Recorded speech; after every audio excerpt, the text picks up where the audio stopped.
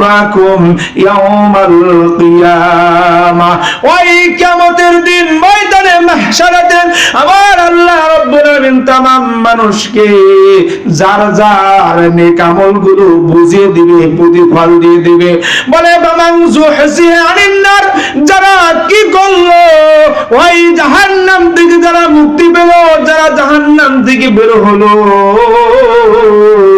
ওয়া উদখিলা দাখিল হইলো, ঢুকলো, ওয়া উদখিলাল জান্নাহ, যে সমস্ত লোক জান্নাতে ঢুকলো, যারা দুজক থেকে বের হয়ে জান্নাতে ঢুকলো, ফাকাদ ফাজ, ওই সমস্ত লোক সফলতা অর্জন করলো, তাদের জন্যই বাম্পার গণ সুবহানাল্লাহ। পৃথিবীর ভিতরে আর স্বাদের কোন জিনিস নাই। আমার আল্লাহ কি বলছে জানেন? ওয়াসাবিহুহু বুকরাতা ওয়া আসিলা, তোমরা যে তাসবিহ পড়বে সকাল সন্ধ্যায়, তোমরা তাসবিহ পড়ো, সুবহানাল্লাহ। আল্লাহ তাআলা দেখেন আবার আমাদের টাইমও দিয়ে দিয়েছে সকাল সন্ধ্যায়। এটা আত্মার খোরাক। কার খোরাক? আত্মার খোরাক। এই যে আমরা মানুষ, আমাদের নাম কি? মানুষ। এই মানুষ হতে দুটি জিনিস, একটা হলো জিসিম আর একটা হলো রূহ। একটু মনোযোগ দিয়ে শুনবেন, আমার মাদেরকে বলতেছি একটু মনোযোগ দিয়ে শুনেন, অল্পক্ষণ আমি আলোচনা করব, বেশিক্ষণ না। কথাগুলো যদি মনোযোগ দিয়ে শুনেন বুঝতে পারবেন আমার কথাটা, আমল করা সহজ হবে। আমরা মানুষ, মানুষ গঠনের জন্য দুটি জিনিস আছে, একটা হলো জিসিম আর একটা হলো রূহ। জিসিম যেটাকে বলা হয় শরীর, আমরা যে আমাদের দেহটাকে বলা হয় কি? জিসিম। আর এই দেহের ভিতরে যেটা ঢুকানো আছে সেটাকে বলা হয় রূহ। কি বলা হয়? একটু কথা বলবেন। ছেলেরা যদি জোরে কয় কোন খালি সাওয়াল পালিশ চাচা গেছে, মুরব্বীর নামে কোনো খবরই নাই। মুরব্বীরা কথা বলতে হবে, কয়েকদিন মধ্যে যাবি কবরে, কথা বলেন। আর একটা কি? রূহ। কি? রূহ। তো এই জিসিম আর রূহ বলে যখন মার রেহেমের ভিতরে আপনার এই যে বীজ রোটা যায়, এরপরে কি হয়? রক্ত, জমাট রক্ত হয়। এরপরে আপনার কি হয়? আস্তর, চামড়া, মাংস, এগুলো হওয়ার পরে যখন 4 মাস হয়ে যায়, আল্লাহ রাব্বুল আলামিন ওই জিসিমের ভিতরে কি দেয়? রূহ দেয়। সুবহানাল্লাহ বলবেন না? আরো জোরে বলেন সুবহানাল্লাহ। এবার 4 মাস পরে আল্লাহ তাআলা কি দিল? জিসিমের ভিতরে কি দিল? রূহ। যখন জিসিমের ভিতরে যখন রূহ দিল, তখন এর নাম হলো মানুষ। কি হইলো? মানুষ। চিন্তা করেন যে এই যে মানুষ, মানুষ মার পেট থেকে মানুষ হয়ে আমরা দুনিয়ায় আসলাম। আসার পরে এই দুটা জিনিস সমন্বয়ে আমরা মানুষ। কিন্তু এখন আমরা চিন্তা করব যে দুটা জিনিস নামে যে মানুষ, অবশ্যই দুটা জিনিসেরই কি আছে? খোরাক আছে। আছে না? খোরাক আছে। আমার এই যে শরীর মুবারক, এই শরীরে বারবার চেক আপ করি কোন জায়গায় ডায়াবেটিস ধরা হইল কিনা, বাড়লো কি কমলো, এরপরে প্রেশার কমলো কি বাড়লো, বিভিন্ন কিছুর এই জিসিমের কি করি আমরা? পরীক্ষা নিরীক্ষা করি। একটু জ্বর হলেই দৌড় দেওয়া যায়, না পায় এক্সট্রা, এরপরে প্যারাসিটামল, বিভিন্ন কিছু। ঠান্ডা লাগলেই এই যে আমরা এখানে বসি, জিসিমের কিন্তু যত্ন নিতেছি না? ভালো পোশাক পরছি, শীতের পোশাক, কান ডাকছি, পা ডাকছি, মোজা লাগাছি, যে যাতে করে কি হয় আমার ঠান্ডা না লাগে। ঠান্ডা লাগলে জিসিম কি হয়ে যাবি? দুর্বল হয়ে যাবে। আচ্ছা, শুধু জিসিম নেই কি আপনি মানুষ? সাথে কি আছে? মাশাআল্লাহ পারছে, সাথে রূহ আছে। এবার আপনি শুধু খালি জিসিম নিয়ে খালি পেরেশানি, জিসিম নিয়ে পেরেশানি, শুধু শরীর নিয়ে পেরেশানি। কিভাবে শরীর চর্চা করা যাবে, কোনে ময়লা লাগলো, কোনে কি হইলো, একটু কাটিয়ে গেল, এরপরে বারবার সেগা লক্ষ লক্ষ টাকা আমরা খরচ করতেছি জিসিমের পিছনে। কারণ ঠিক কিনা? আমরা তো গরিব মানুষ। বড় বড় লোকদের দিকে তাকায় দেখেন, এই দেশে ভালো ভালো মেশিন আছে, তা পছন্দ না। যাব করে ভারতে। কোন যাব? ভারতে, এরপরে সিঙ্গাপুর, বিভিন্ন জায়গায় ভালো ভালো জায়গায় যা চেক আপ করবো, যাতে করে কোনো জীবাণু আমার শরীরের ভিতরে না থাকে। কি যত্ন! এত যত্ন করার পরে বলেন যে এই জিসিমটাকে 4টি পদার্থ দিয়ে আল্লাহ তাআলা সৃষ্টি করছে। একটা কি? মাটি, এরপরে পানি, এরপরে বাতাস, আগুন। 4টা জিনিস নিয়ে কি করছে? জিসিমকে সৃষ্টি করছে। এই শরীরের ভিতরে তাপ আছে কিনা? আছে। তার মানে আগুনে কি থাকে? তাপ থাকে। সুবহানাল্লাহ বলবেন না? সুবহানাল্লাহ। এরপরে শরীরের ভিতরে কি আছে? বাতাস আছে। আছে না? বাতাস আছে। এরপরে আপনার শরীরের ভিতরে পানি আছে। আছে না? আবার শরীরের ভিতরে কি আছে? মাটি আছে। 4টা পদার্থ দিয়ে জিসিম বানাইছে। তাহলে জিসিমের এত যত্ন, এত কিছু করলাম, জীবনে হাজার হাজার লক্ষ লক্ষ টাকা খরচ করলাম শুধু জিসিমের পিছনে। আচ্ছা বলেন, জিসিমের কি এতই ক্ষমতা যে সে একাই ক্ষমতা দিয়ে মানুষ হয়েছে? কি লাগছে? মাশাআল্লাহ, ছোটরা ভালো পারতেছে। তাহলে এই রুহটা জিসিমের ভিতরে ঢুকানোর কারণে মানুষ হয়েছে। রুহের পিছনে আমরা কত লক্ষ টাকা খরচ করছি? 1 টাকা না, হিসাব কিন্তু দিতে হবে। এখন যে বয়ান দেব, হুজুর সুর দেয় না, কিছু না, এই হুজুরের ভালো না, সুর দেয় না, কথাগুলো বোঝেন। সুরের জন্য কি আপনারা আছেন? সুর দেব, ঠিক আছে, যতটুকু চেষ্টা করবো ইনশাল্লাহ। তবে আগে কথাগুলো বোঝেন যে আমাদের উদ্দেশ্য হলো আমল। কি কারণ আমরা জীবনে আমল করব, ভালো কিছু হবো, পরকালে সুখ শান্তি পাবো। শুধু কণ্ঠর চিন্তা করা যাবে না, কারণ কণ্ঠ আল্লাহ তাআলার দান। কণ্ঠ আল্লাহ তাআলা যাকে দিয়েছে পরীক্ষা করতেছে। সর্বশ্রেষ্ঠ কণ্ঠ ছিল হযরত দাউদ আলাইহিস সালামের। ঠিক কি না? আল্লাহ তাআলা দাউদ আলাইহিস সালাম কণ্ঠ দান করেছিল। সর্বসুন্দর সুন্দর চেহারা কার বলতে পারবেন? মুহাম্মদ সাল্লাল্লাহু আলাইহি ওয়াসাল্লাম তো পরের কথা, তিনি সর্বশ্রেষ্ঠ নবী ইউসুফ আলাইহিস সালামের, যেটা আমার ভাই আলোচনা করেছে। সুবহানাল্লাহ বলবেন না? চেহারা দিয়ে আল্লাহ তাআলা পরীক্ষা করবে, বান্দা তোমার সুন্দর চেহারা দিছি, তুমি কোনে খালি ডিজে মারিছাও? দেখবে, দেখবে কিনা বলেন? সুর দেখবে। কি যাত্রার প্যান্ডেলের বাবারে বাবা সুর! ওখানে লোকের কি অভাব? মাইকিং করা লাগে নাই। আজকের প্রধান বক্তা হাফেজ মাওলানা ওসমান গনি পূর্ব দিক থেকে আগত বিভিন্ন বারবার আলোচনা, এগুলো করে করে এই অবস্থা। আর এই জায়গায় যদি যাত্রার করতো, আরো যে কণ্ঠশিল্পী যদি নিয়ে আসতো, বলেন মাইকিং করার দরকার ছিল? শয়তান ওই ওপারে যায়, এই মুরাক ঠ্যাং আর ওই মুরাক ঠ্যাং মুখের উপরে দিয়ে, ঠিক আছে, পাটদারির লোকদের কই শয়তানির জানায়া দিলেন। কারণ ঠিক কিনা? লোকের অভাব তো না, এখানে জায়গা দিতে পারতো না। এই কণ্ঠের হিসাব কে নিবে? আল্লাহ নিবে। কণ্ঠ দান করছে। তোমাকে ডিজে গান গাওয়ার জন্য কণ্ঠ দেয় নাই বেটা, তোমাকে কণ্ঠ দিয়েছিল আল্লাহর কালাম সুন্দর করে পড়ো। এই কালামকে সুন্দর করে পড়ো, এজন্য তোমাকে আল্লাহ তাআলা কণ্ঠ দিয়েছে। কণ্ঠ দিয়ে মানুষকে পরীক্ষা করতেছে, চেহারা দিয়ে পরীক্ষা করতেছে। এগুলো পরীক্ষা চলবে। তো যাই হোক, যেই যে রুহু আর কি জিসিম মিলে আমরা মানুষ। রুহের পিছনে আমরা 1 টাকাও খরচ করি নেই। চ্যালেঞ্জ, কেউ বলতে পারবে না হুজুর আমি খরচ করছি। আসলে রুহের পিছনে তো খরচ করা যায় না। কি কন? রুহেরও খোরাক আছে, আছে কি নাই বলেন? শরীরের যেরকম খোরাক আছে, রুহের খোরাক আছে। রুহের খোরাক পৃথিবীর ভিতরে কোনো দার্শনিক, কোনো বিজ্ঞানী, কোন ব্যক্তি, কোন ডাক্তার, কোন মেডিসিন বিশেষজ্ঞ এই পর্যন্ত রুহের খোরাকের কথা বলতে পারে না, কোন ওষুধ বের করতে পারে না। এখন ঠিক কিনা? এই রুহের খোরাকের কথা শুধুমাত্র একমাত্র আল্লাহ জানায় দিয়েছে। সুবহানাল্লাহ। কাফেররা জিজ্ঞাসা করেছিল আমার নবীকে, হে নবী রূহ কি? কারা জিজ্ঞাসা করেছিল? কাফেররা। আমার আল্লাহ বলছিল ইয়াসআলুনাকা আনির রূহ কুলির রূহু মিন আমরি রাব্বি।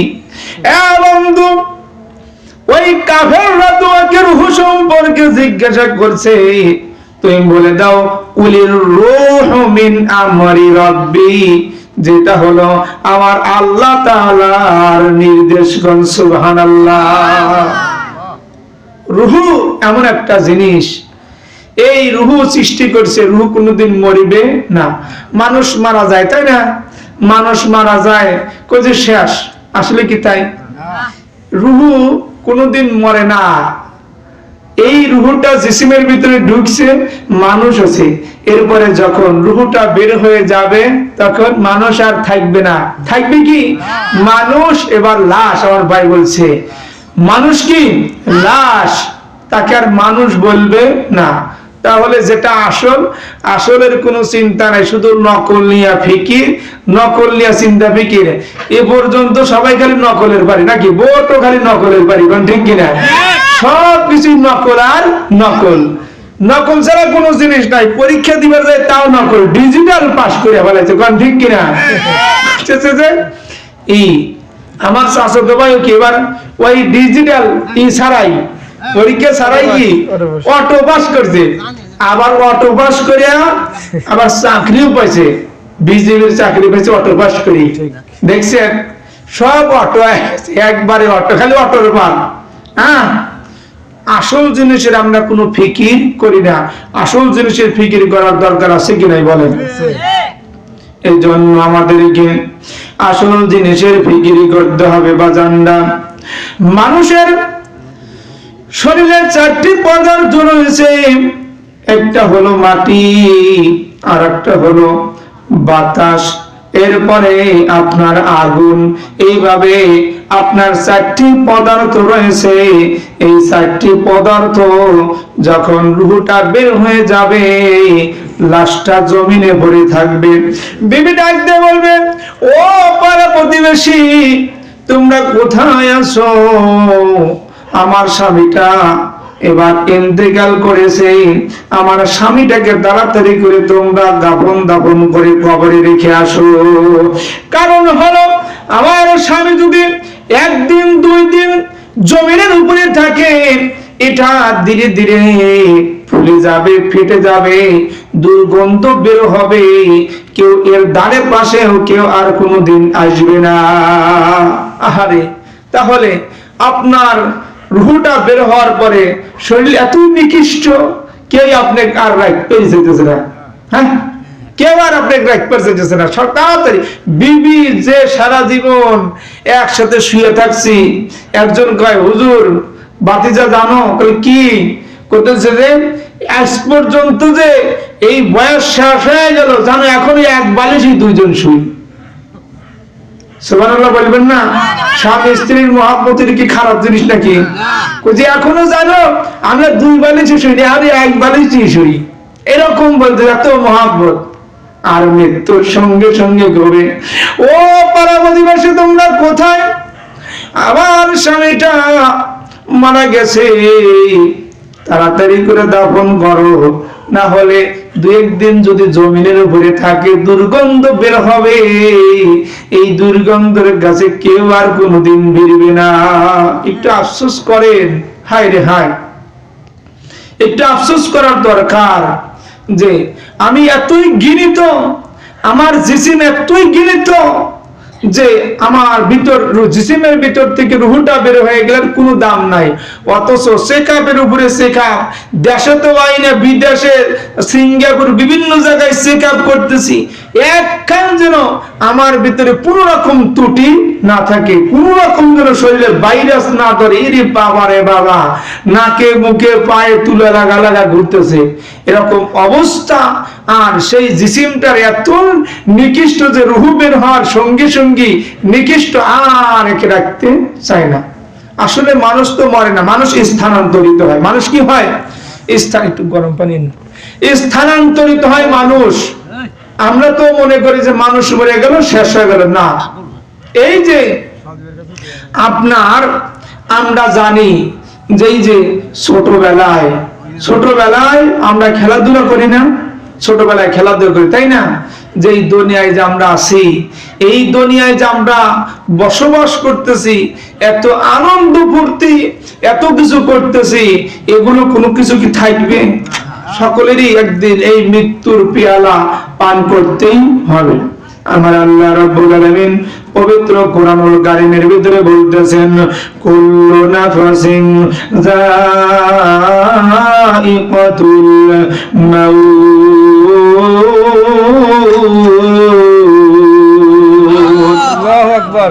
আমার আল্লাহ রাব্বুল আলামিন সুন্দর করে জানাতে দিল, মানুষ তোমরা জেনে নাও তোমাদের একদিন না একদিন মৃত্যুর স্বাদ আস্বাদন করতে হবে, মৃত্যুর পেয়ালা পান করতে হবে, মৃত্যু তোমাদের সামনে দাঁড়িয়ে যাবে। ওই দিন তোমরা হাজার চেষ্টা করবে আর তোমাকে দুনিয়ায় রেখে যাবে না, বরং তোমার জিসিমের ভিতর থেকে রূহটা বের করে মালাকুল মাউত নিয়ে যাবে। ঠিক কিনা? যখন আপনি বলবেন, ও মালাকুল মাউত আমাকে তুমি রেখে যাও, আমি যাব না, আমি যাব না, আমি বাড়ি ঘর করছি, সন্তান আদি আছে, ঘর বাড়ি করছি, জমি জমা করছি, ব্যাংক ব্যালেন্স করছি, আমি এখান থেকে যাব না, আমাকে রেখে যাও, রেখে যাও। বারবার চিৎকার করবেন, মালাকুল মাউত বলবে, বেটা জেনে রাখো রে, জেনে রাখো, মনে রাখো তোমার বিদায়ের ঘন্টাটা বেজে গেছে, হাজারো চেষ্টা করবে, একটা মুহূর্ত আর তুমি থাকতে পারবে না। আমরা জানি এই যে ছোট্ট ছোট্ট সন্তানেরা দুলাবালির ভিতরে খেলাধুলা করেন, আমরা তাদের খেলাধুলা থেকে হাসি রহস্য করি, কি সওয়াল পাল কিছুই বোঝে না, খেলাধুলা করে, দুলা দিয়ে কি বানায়, ঘর বানায়, কি বানায়, ঘর বানায়, সুন্দর করে এরকম দুলো দিয়ে ঘর বানাইলো, দরজা দিল, রাস্তা বানাইলো, আবার অপর পাশে আরেকটা ছেলে সুন্দর করে ঘর বানাইলো।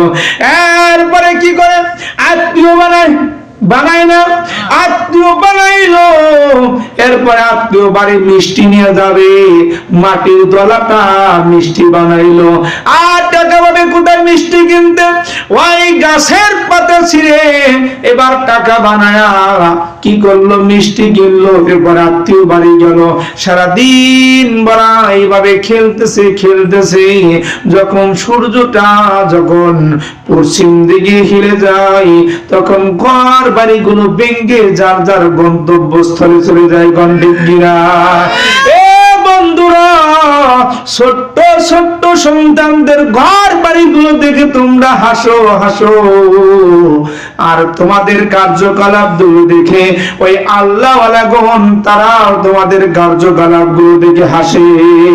তোমরা কেমন মানুষ জানো, জানো তোমরা কেমন মানুষ, তোমরা জিসিমকে তোমরা প্রাধান্য দিয়ে তোমরা জিসিমকে তোমরা কি করতেছো, যত্ন করতেছো, এবং বারে বড় বড় অট্টালিকা করতেছো, বড় বড় বিল্ডিং টাইলস লাগাইতেছো, তারপরে তোমরা কি করতেছো, এসি লাগাইতেছো, গরমের সময় তোমাকে ঠান্ডা বাতাস দিবে, আর যখন শীতের মৌসুম হয় এসিতে তোমাকে গরম বাতাস দিবে, পানিটা সুইচ টিপে দিলে বাড়ে, ঠান্ডা পানি গরম হয়ে যায়, গরম পানি ঠান্ডা হয়ে যায়, শুধু জিসিমের জন্য তো কিছু করতেছো বান্দা।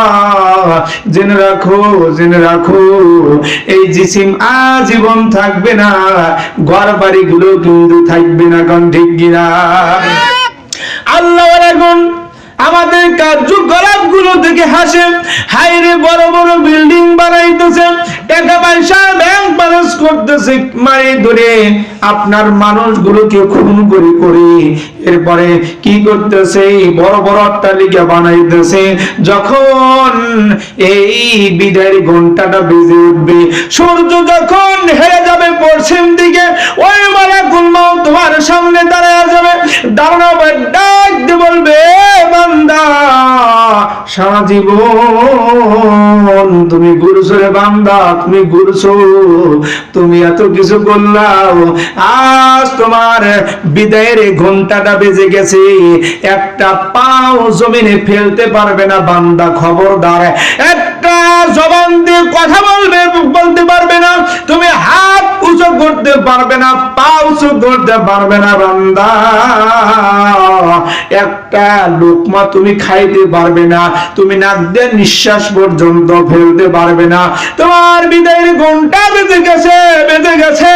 এ বান্দা, সারা জীবন জিসিম নিয়ে তুমি বড্ডাই করেছো, একবার রুহের খোরাকের চিন্তা করনি, আল্লাহর জিকির করনি, তাসবিহ পড়নি, সকাল সন্ধ্যায় তাসবিহ পড়নি।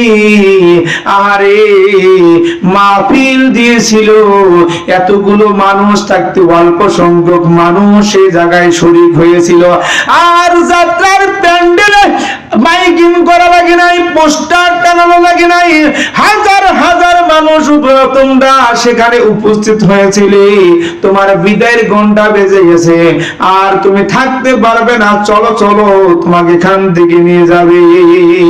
ওই আল্লাহওয়ালা গণ আমাদের এই বিল্ডিং গুলো থেকে তারা হাসে আর বলে, হায় রে মানুষ, এদের বিবেক বলতে কিছু নাই, এদের জ্ঞান বুদ্ধি বলতে কিছুই নাই, যে দুনিয়ার কোনো মূল্য নাই, দুনিয়ার কোনো দাম নাই, সেই দুনিয়ায় এরা ব্যস্ত আছে। আমার আল্লাহ তাআলা ডাকতে বলতেছেন, ইন্নামা তুওয়াফাউনা উজুরাকুম ইয়াউমাল কিয়ামাহ, ওই কিয়ামতের দিন ময়দানে মাহশারাতে আমার আল্লাহ রাব্বুল আলামিন तमाम মানুষকে যার যার নেক আমলগুলো বুঝিয়ে দিবে, প্রতিফল দিয়ে দিবে। বলে বামান যুহসিহা আনিন নার, যারা কি করলো, ওই জাহান্নাম থেকে যারা মুক্তি পেল, যারা জাহান্নাম থেকে বের হলো, ওয়া উদখিলা, দাখিল হইলো, ঢুকলো, ওয়া উদখিলাল জান্নাহ, যে সমস্ত লোক জান্নাতে ঢুকলো, যারা দুজক থেকে বের হয়ে জান্নাতে ঢুকলো, ফাকাদ ফাজ, ওই সমস্ত লোক সফলতা অর্জন করলো, তাদের জন্যই বাম্বার গণ সুবহানাল্লাহ। আহারে আমার আল্লাহ তাআলা কত সুন্দর করে জানা দেয়, আমার আল্লাহ তাআলা কত সুন্দর করে মানুষকে বুঝাইতেছে, অথচ মানুষ কোনো কিছুই বোঝে না, একবারও চিন্তা করে না। বলেন তো আমাদের চিন্তা করার দরকার আছে কি নাই? চিন্তা করার দরকার আছে। কে কে চাই না যদি সরাসরি আমরা দেখতে পারতাম ওই যে জাহান্নাম, কত সংখ্যক মানুষ জাহান্নামের ভিতরে যাইতেছে, তাহলে আমরা কোনোদিন অন্যায় করার সাহস পাইতাম না। আমার আল্লাহ তাআলা বান্দাকে কুরআন দিয়ে জানায়, ও বান্দা জেনে রাখো তোমরা এত ফুর্তি করতেছো, তাহারে ওই সমস্ত লোক লাভবান হয়ে যাবে যারা কি করবে, ও দুখিলাল জান্নাত ফাকাদ ফাজ, যারা জান্নাতে প্রবেশ করবে তারা সফলতা অর্জন করবে। ওয়ামাল হায়াতুদ দুনিয়া ইল্লা মাতাউল গুরুর।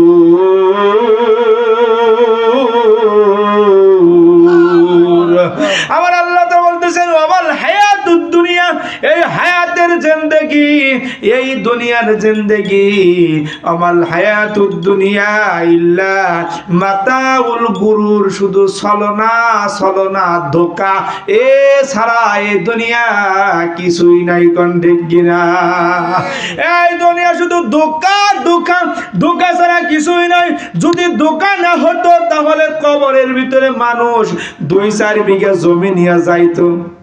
কথা বলেন না কেন? 2-4 বিঘা জমি নিয়ে কবরের ভিতরে যাইতো, এরপরে কি বলতো, ওই ব্যাংকের ভিতরে 20 লক্ষ টাকা আছে, কবরের ভিতরে খুশি দিয়ে আসিস, কারণ কবরের ভিতরে আমার থাকা লাগবে অনন্তকাল, ওখানে টাকার প্রয়োজন আছে। যদি এরকম হইতো, কিন্তু বলেন তো কবরের ভিতরে কি টাকা ঢুকা দিবে? না জমি দিবে? কিচ্ছু দিবে না। মরার সঙ্গে সঙ্গে ছেলে বলবে, ও চাচা আমার বাবা মারা গেছে, তাড়াতাড়ি কি করো, দাফন কাফনের ব্যবস্থা করো। স্বামীকে স্ত্রী ডাক দিয়ে বলবে, আমার স্বামী মারা গেছে, তাড়াতাড়ি করে দাফন কাফনের ব্যবস্থা করো, তাড়াতাড়ি করে জঞ্জালটা চলে যাক। যাওয়ার সঙ্গে সঙ্গে 20 লক্ষ টাকা ভাগ করে নিয়ে নেবে, ঠিক কিনা? জমিগুলো ভাগ করে নিয়ে নেবে। তাহলে এগুলো আমার আল্লাহ তাআলা জানা দিল, তুমি কিছুই নয়, তোমার এগুলো কিন্তু যাবে না। আমাল হায়াতুদ দুনিয়া ইল্লা মাতাউল গুরুর, এগুলো হলো ছলনা, ছলনা, ধোঁকা, ধোঁকা, এছাড়া আর কিছুই নয়।